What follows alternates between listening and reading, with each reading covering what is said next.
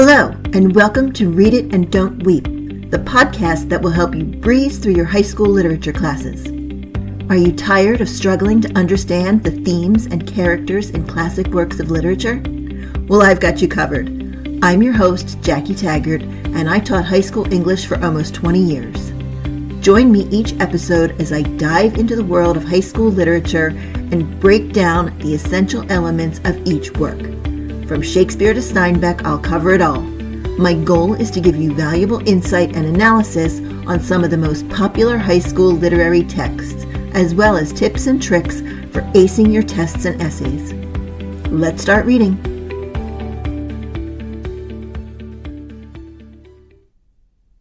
Hello, and welcome back to Read It and Don't Weep.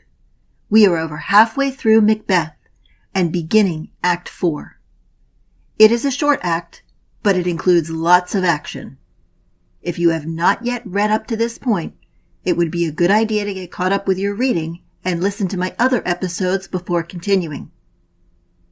I have to say, Act 4, Scene 1 is one of my favorite scenes in the play, maybe even out of all of Shakespeare's plays. It is packed with witchcraft, mystery, and imagery that builds a strong sense of anticipation. The scene opens in a dark cavern with a boiling cauldron at the center of the stage and thunder rumbling off stage, immediately creating a spooky, foreboding atmosphere. Up to this point, the witches have only appeared briefly, but this is their big moment, and they take center stage in shaping what happens next. Remember back to Act 3, Scene 4, when Hecate said they were going to use illusions to boost Macbeth's confidence? Now we'll see that plan put into motion. As the lights come up, we see 3 witches gathering around a boiling cauldron, preparing a powerful potion. As they work, they chant, "Double, double, toil and trouble, fire burn and cauldron bubble," and toss in ingredients into the potion one by one. Venom from a toad, eye of newt, tongue of dog, and even the finger of a strangled baby.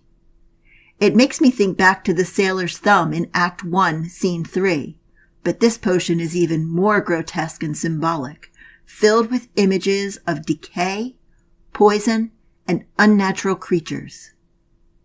As they stir, they repeat, "Double, double, toil and trouble, fire burn and cauldron bubble." All of this makes it clear that we've stepped fully into the supernatural world of the play. The language, the imagery, and the ritual make the moment feel dark and almost forbidden, as if we're witnessing magic we were never meant to see. Scenes like this one are one reason many people in the theater still believe Macbeth, or the Scottish play, is cursed. If you want to know more about the curse of Macbeth, I have another episode dedicated to exploring this story. As the witches finish their potion, one of the witches scents Macbeth approaching and says, "By the pricking of my thumb, something wicked this way comes." Notice the shift here. Earlier in the play, Macbeth was seen as a hero. Now even the witches call him wicked, which is really saying something. This moment reinforces one of the play's central ideas that what seems good can actually be evil or bad, echoing the witches' message that fair is foul and foul is fair. When we see an idea like this that's represented throughout the play, it works as both a theme and a motif. A motif is a recurring element, such as an image, sound, word, or symbol that appears throughout the work to reinforce a central theme. So in Macbeth, Shakespeare repeatedly shows the audience that things are often not what they seem, and what looks good or honorable can actually be dangerous or evil. And right on cue, Macbeth himself arrives, demanding answers. He calls the witches secret black and midnight hags, and insists that they tell him his future, even if it means unleashing destruction on the world. The witches offer to let him hear from their masters and Macbeth agrees.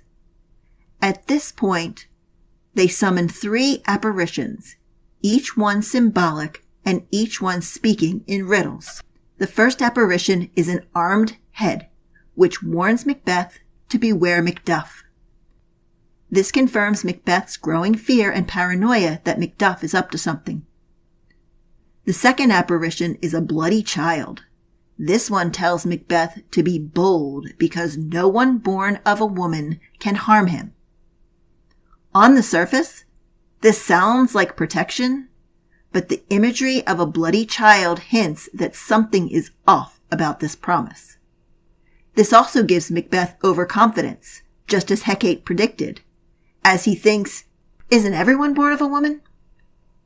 The third apparition is a crowned child holding a tree. This figure tells him he will not be defeated until Brenham Wood comes to Dunsinane Hill. Macbeth laughs this off because forests don't move, so he interprets this as proof he's safe. These visions are full of symbolism, but Macbeth only hears what he wants to hear. Macbeth pushes even further for more information and asks one more question. Will Banquo's descendants rule? The witches respond by showing him a long line of kings, each holding a mirror, making the line appear to be longer in the reflections, and each one connected to Banquo. The final image is Banquo himself, smiling and pointing at the line. This confirms the prophecy and reminds us that despite everything Macbeth has done, he cannot control the future. And then in the blink of an eye, the witches and the cauldron disappear. Poof. Macbeth is momentarily confused. Weren't they just here? Or was that just a figment of my imagination? But he has no time to dwell on this as Lennox enters with news that Macduff has fled to England. Macbeth reacts immediately and makes a chilling decision. He says from now on, the first thing he thinks will be the first thing he does, which doesn't sound like a good idea to me. His first impulsive act is to order the murder of Macduff's family. At this point, Macbeth is no longer hesitating or questioning himself. He is acting purely on fear, anger, power, and ambition. And that is where the scene ends. Before moving on to scene 2, take a few minutes to record your thoughts in your reading journal. Choose one image from this scene and explain how you think it will mislead Macbeth.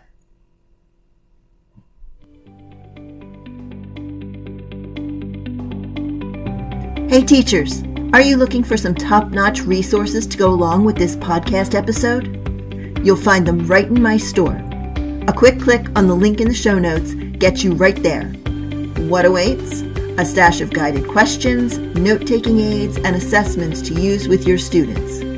Go ahead and make the most of these resources today.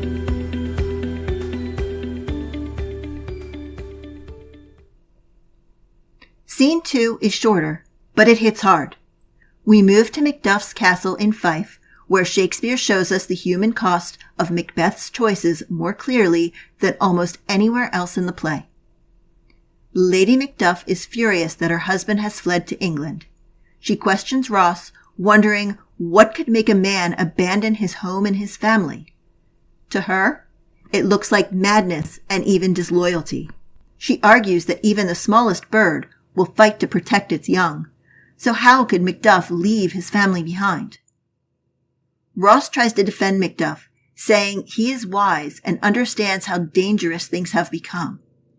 But even Ross seems uneasy, and he quickly leaves, sensing that staying too long could be risky. Once he is gone, Lady Macduff talks to her young son, Sarah. She tells him his father is dead to them, but the boy pushes back with surprising logic.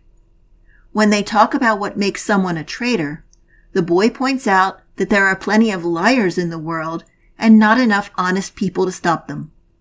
The conversation is playful on the surface, but it highlights how upside down the moral world has become. Their moment together is suddenly interrupted when a messenger rushes in, warning that danger is close and that Lady Macduff should flee immediately. Lady Macduff hesitates, saying she has done nothing wrong, but she quickly realizes that in this world, doing good can be dangerous. More of that fair, foul, foul, fair stuff. Almost immediately, the murderers arrive. They accuse Macduff of treason, and when Thera defends his father, one of the men kills him on the spot. With her son dead, Lady Macduff runs for her life as the killers chase after her. This scene shows just how far Macbeth has fallen.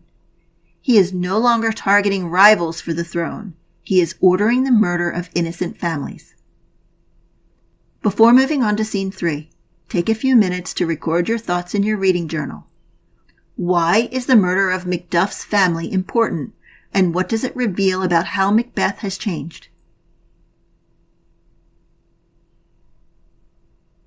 In contrast to scene 2, scene 3 is one of the longest scenes in the play, and it's important because it shows the beginning of the rebellion against Macbeth.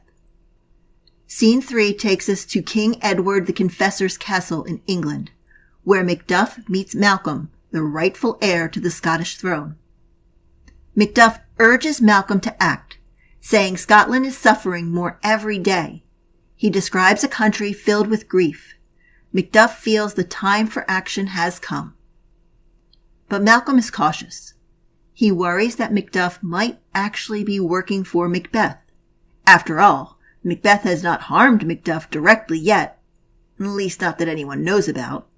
And Malcolm wonders if Macduff might be a trap sent to win his trust.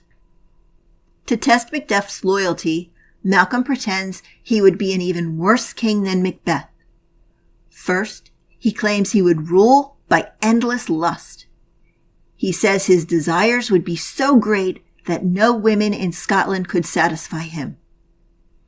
Macduff is like, well, despite this, you could still be a good king. So Malcolm raises the stakes. He says he would also be consumed by greed, claiming he would seize the lands, wealth, and titles of the nobles just to feed his own hunger for power. Macduff is not happy to hear about this, but says Scotland does have enough wealth and land to satisfy Malcolm without destroying the country. So Malcolm pushes the lie even further. He says he has none of the qualities a king should have. No justice, no mercy, no patience, no self-control. He even claims that if he ruled, he would destroy peace itself and there would be chaos.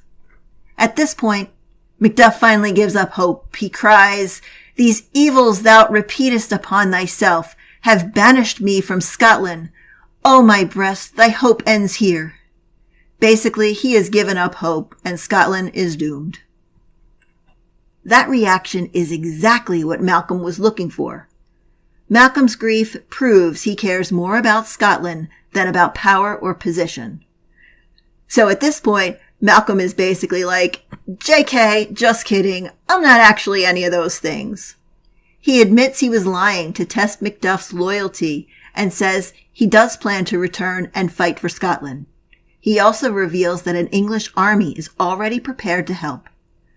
Macduff is totally thrown off and says, "Such welcome and unwelcome things at once, 'tis hard to reconcile," which is basically him saying, wait, you were lying? I'm not thrilled about that, but alright, I'm with you now. At this point, Ross arrives from Scotland with grim news. He describes the country as suffering deeply under Macbeth's rule. When Macduff asks about his family, Ross hesitates before finally telling him the truth. His castle has been attacked and his wife and children have been killed. Macduff is, obviously, devastated. He struggles to process the loss and asks if all of them are gone. In his grief, he vows revenge and asks to face Macbeth directly in battle. Malcolm, seeing Macduff's determination, says that Macbeth is now ready to fall. The two men leave together to gather their forces and prepare to reclaim Scotland. As we close out Act 4, take a few minutes to record your thoughts in your reading journal. Why do you think Malcolm tests Macduff? And what does Macduff's response prove to Malcolm?